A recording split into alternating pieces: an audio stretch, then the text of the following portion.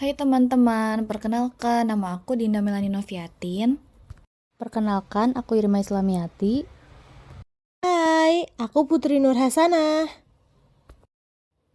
Kami dari kelompok 6. Di video kali ini, kami akan Menjelaskan tujuan pelaporan keuangan. Jangan lupa ditonton sampai habis ya videonya. Kalian tahu nggak sih apa itu laporan keuangan? Laporan keuangan adalah dokumen formal yang menyajikan informasi keuangan suatu entitas pada suatu periode waktu tertentu. Laporan ini mencangkup ringkasan posisi keuangan, kinerja operasional, dan arus kas perusahaan.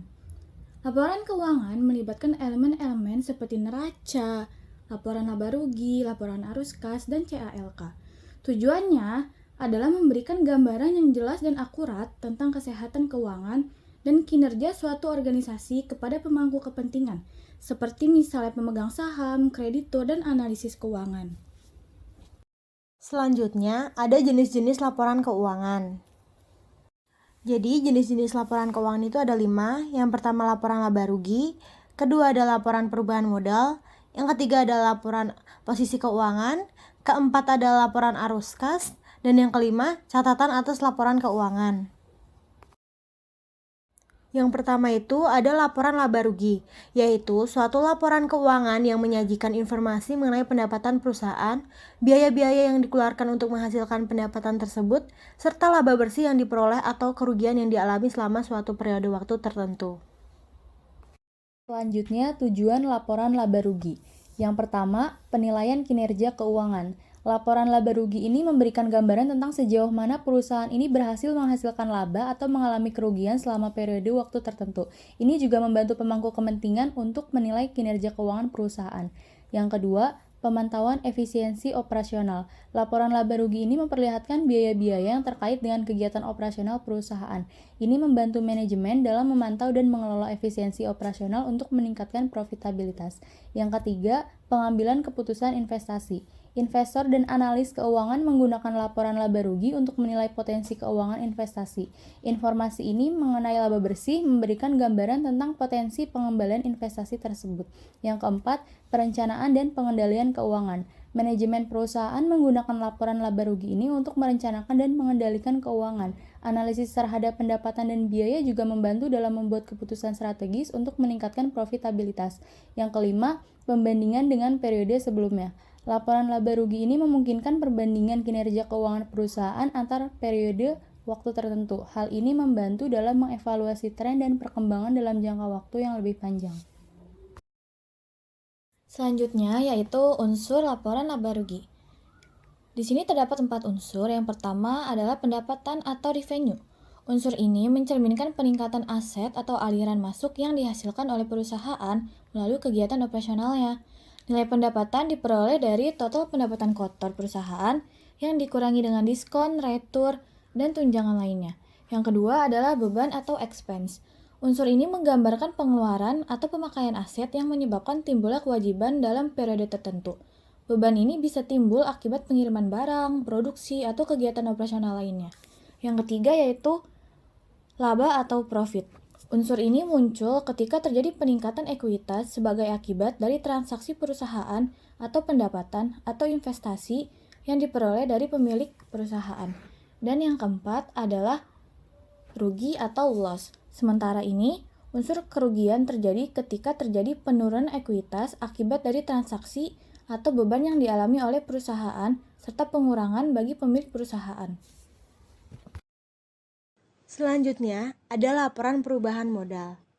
Laporan ini adalah bagian dari laporan keuangan suatu perusahaan yang menyajikan informasi tentang perubahan modal pemilik atau ekuitas selama suatu periode tertentu.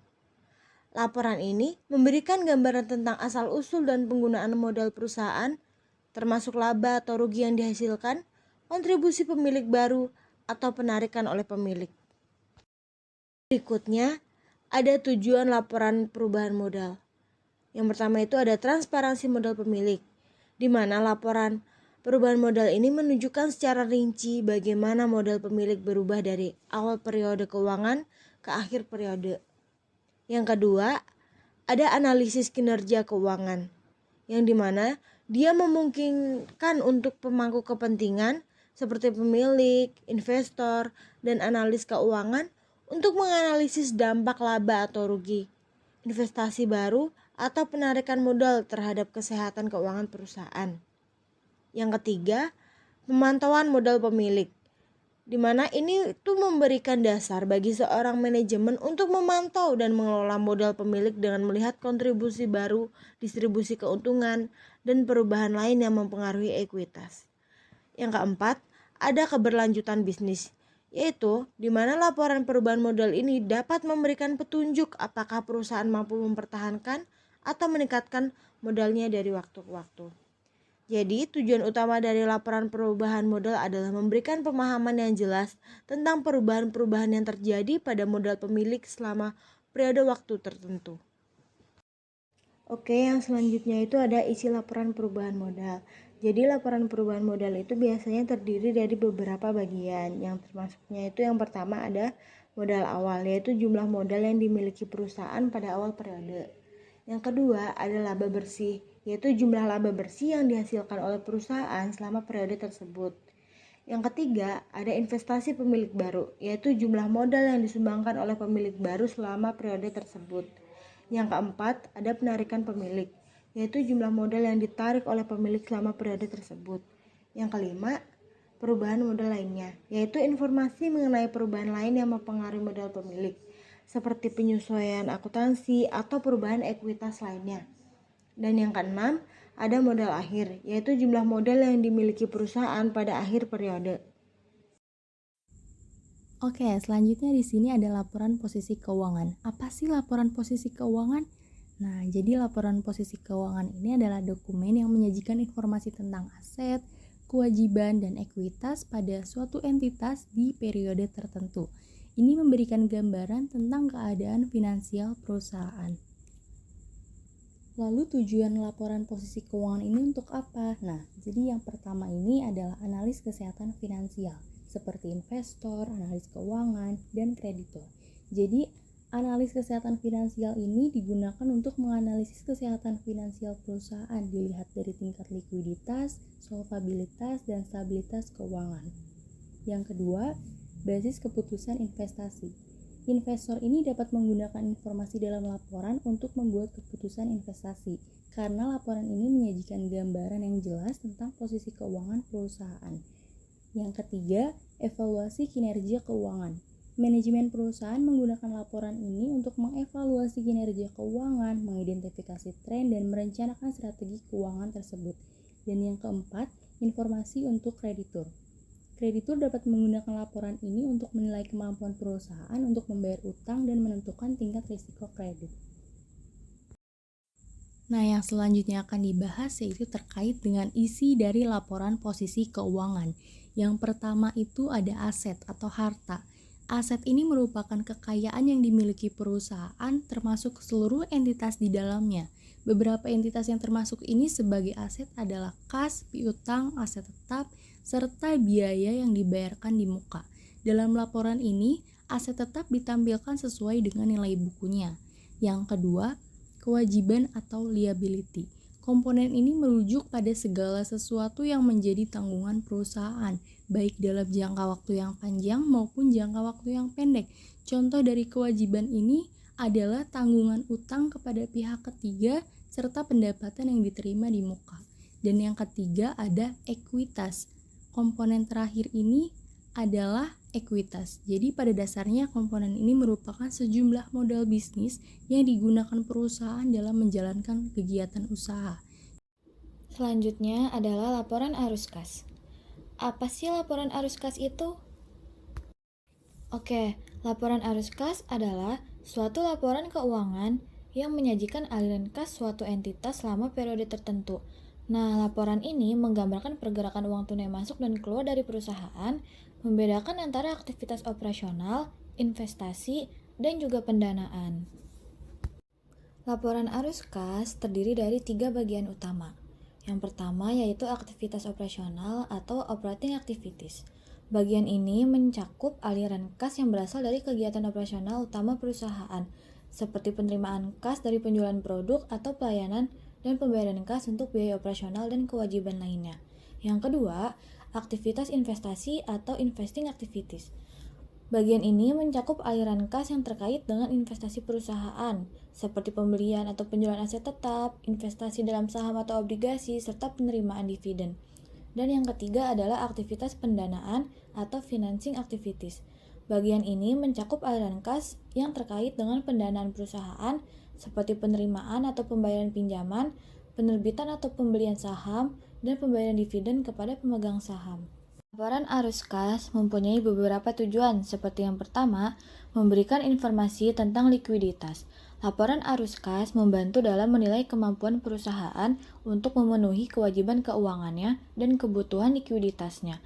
Yang kedua, mengungkap sumber dan penggunaan kas, menunjukkan sumber-sumber kas dan penggunaan kas, sehingga pemangku kepentingan dapat memahami dari mana kas berasal dan bagaimana kas digunakan. Yang ketiga, membantu analisis kinerja keuangan, memberikan informasi yang relevan untuk menganalisis kinerja keuangan perusahaan, khususnya dalam hal pengelolaan kas dan kebijakan pendanaan. Yang keempat, menyediakan informasi untuk pengambilan keputusan. Pemangku kepentingan termasuk manajemen, investor, dan kreditur dapat menggunakan laporan arus kas untuk membuat keputusan terkait investasi, pembiayaan, dan operasional perusahaan. Yang kelima, memenuhi persyaratan pelaporan keuangan. Laporan arus kas juga merupakan bagian integral dari laporan keuangan secara keseluruhan dan memenuhi standar pelaporan keuangan yang berlaku. Yang selanjutnya ini ada catatan atas laporan keuangan.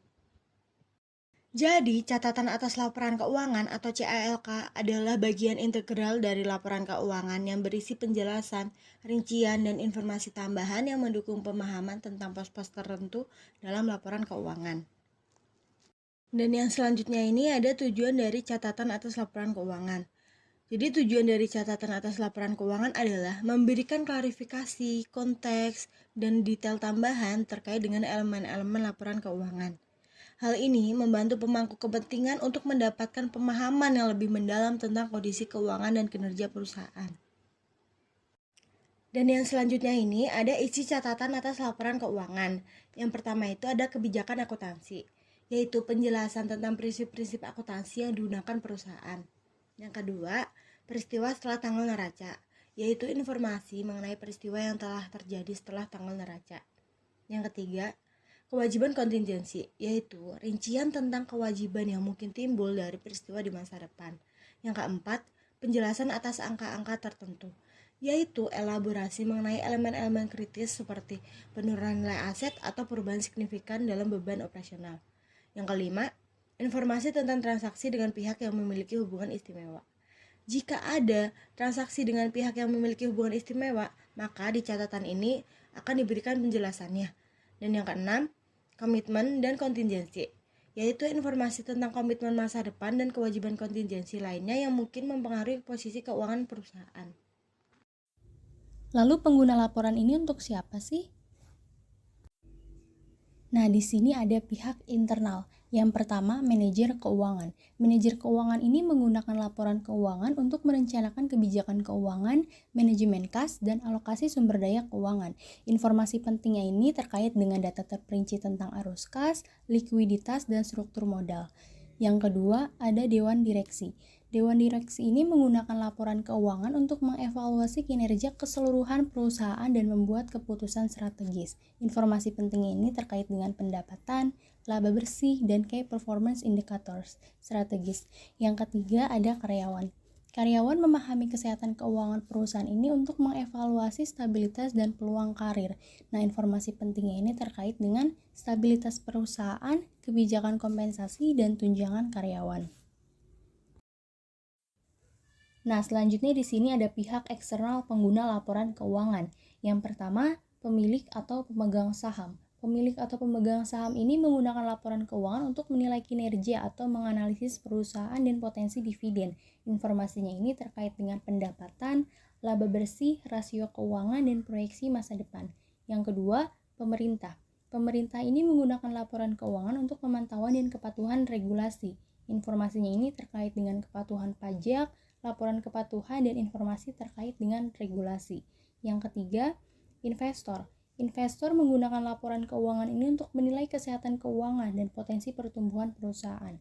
Informasinya ini terkait dengan kinerja historis, proyeksi, dan strategi bisnis. Yang keempat, masyarakat.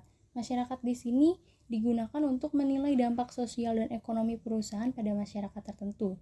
Nah, informasinya ini terkait dengan kontribusi sosial, dampak lingkungan, dan keberlanjutan perusahaan. Yang kelima ada kreditur. Kreditur di sini menggunakan laporan keuangan untuk menilai kemampuan perusahaan dalam membayar utang. Nah, informasinya itu terkait dengan rasio keuangan, likuiditas, dan struktur hutang.